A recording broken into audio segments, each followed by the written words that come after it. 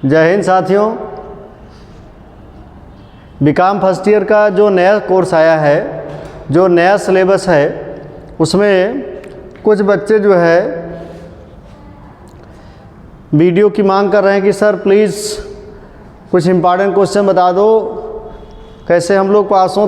तुमने तो पुराने पेपर को बना दिया, जो ओल्ड कोर्स वाले हैं उनका इम्पॉर्टेंट बता दिया, हमारा भी बता दो।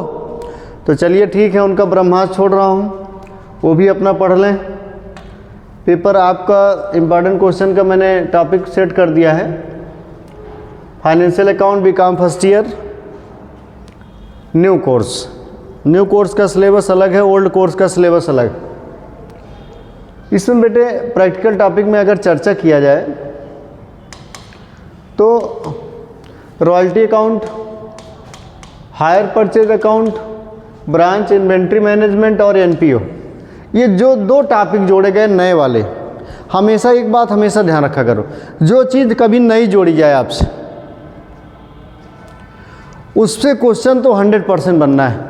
तो अगर आप देखेंगे तो कम से कम मैंने तो कम से कम 3 इसमें से बताया है, लेकिन आप मान के चलिए 4 क्वेश्चन भी आ सकते हैं प्रैक्टिकल, 4 के चारों यहाँ से आ सकते हैं। लेकिन हमने कम से कम 3 इसलिए कहा क्योंकि आपको यहाँ से कम 3 क्वेश्चन मिल जाते हैं। और रॉयल्टी में आपको विशेषकर जो बच्चे पूछना चाहते हैं कौन सा क्वेश्चन आएगा, तो भी बता रहा हूँ।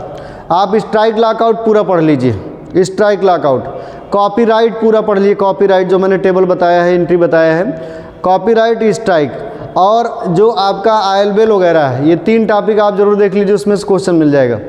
हायर परचेज सिस्टम में आपको मेंटेनेंस सस्पेंस अकाउंट यानी रिपेयर मेंटेनेंस वाला मामला, डिफॉल्ट इन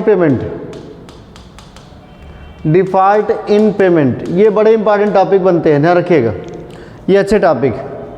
ब्रांच में आपको ध्यान रखना है फाइनल अकाउंट मेथड, ये तो 2 ही 3 मेथड है ही इसमें, बहुत छोटा सिलेबस आपका है। डिपेंडेंट ब्रांच में सिंपल अकाउंट, खासकर हमारी बुक जो आई है मार्केट में, आप उसके इलस्ट्रेशन, इन्वेंट्री मैनेजमेंट के जो हमारी बुक है उसके इलस्ट्रेशन, एनपीओ में 7-8 एग्जाम्पल है हमारी बुक में, इन्हीं को आप अगर पढ़ ले रहे हैं तो आपको क्वेश्चन मिल जाएगा, हूबहू क्वेश्चन मिल जाएगा। इतना हो सकता है अमाउंट डिजिट चेंज हो सकता है, आधा 2 गुना 3 गुना कर सकता है, लेकिन आप इतना जान लीजिए कि गारंटी के साथ पिछली बार भी क्वेश्चन मिला था, इस बार भी मिलेगा। आप किताब जो हमारी वाली है मार्केट में उसको आप पढ़ लीजिए, उसके एग्जाम्पल ज़रूर देख लीजिए, 100% मिल जाएगा, ध्यान रखना। अच्छा, रही बात थ्योरी की, तो थ्योरी पार्ट में जो नए सिलेबस वाले हैं इसमें 3 टॉपिक आपके लिए बहुत इंपॉर्टेंट है। जैसे अकाउंटिंग प्रिंसिपल, अकाउंटिंग प्रिंसिपल में आपने पढ़ा होगा, आता है अकाउंटिंग कंसेप्ट, हमने कोड डिकोड सब बताया है कैसे कोडिंग डिकोड, अकाउंटिंग कन्वेंशन और अकाउंटिंग स्टैंडर्ड। कभी कभी तो लॉन्ग आंसर 20 मार्क्स में सीधे दे देता है कि अकाउंटिंग स्टैंडर्ड क्या है, इसकी लिस्ट बताइए, और कुछ इंपॉर्टेंट अकाउंटिंग स्टैंडर्ड को आपको एक्सप्लेन करना है पूरी तरीके से डिटेल में। जैसे अकाउंटिंग स्टैंडर्ड 3 है, 4 है, अकाउंटिंग स्टैंडर्ड 2 है स्टॉक वैल्यूएशन, अकाउंटिंग स्टैंडर्ड 6 यानी डेप्रिसिएशन है, अकाउंटिंग स्टैंडर्ड 21 है, 14, ये सब इंपॉर्टेंट अकाउंटिंग स्टैंडर्ड है। दूसरा थ्योरी का क्वेश्चन जो बनना चाहिए, प्रॉपर्टी प्लांट एंड इक्विपमेंट, इस टॉपिक से प्रैक्टिकल भी दे सकते हैं 10 नंबर में, जैसे एसएलएम का स्ट्रेट लाइन मेथड का प्रैक्टिकल दे दें, डीबीएम का डिमिनिशिंग बैलेंस मेथड, मैंने आपको बताया होगा बहुत ढंग से इनका हो सकता है प्रैक्टिकल भी दे दे 60 आंसर में 10 नंबर में, ऐसा भी हो सकता है। लेकिन थ्योरी के बारे में देखा जाए तो थ्योरी के लिए अपने आप में परफेक्ट टॉपिक है। प्रैक्टिकल पूछा जाएगा तो इन दोनों, इसके दोनों मेथड से, स्ट्रेट लाइन मेथड से या डीबीएम से, ध्यान रखिएगा।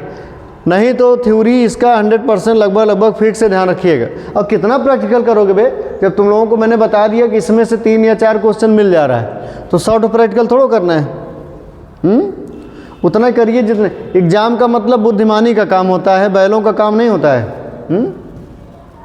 फिर तीसरा टॉपिक जो थ्योरी का बनेगा उसमें से जो क्वेश्चन, दूसरा ये हो गया। तीसरा रेवेन्यू रिकॉग्निशन, आपको मैंने पढ़ाया भी है, as per accounting standard 9, as per accounting standard 9, इसको पढ़िए। या बिजनेस इनकम, बिजनेस इनकम का मतलब वही जो आपका statement of profit and loss वगैरह जो बनता है, या बैलेंस शीट वगैरह जो बनती है, इनके बारे में चर्चा हो सकती है।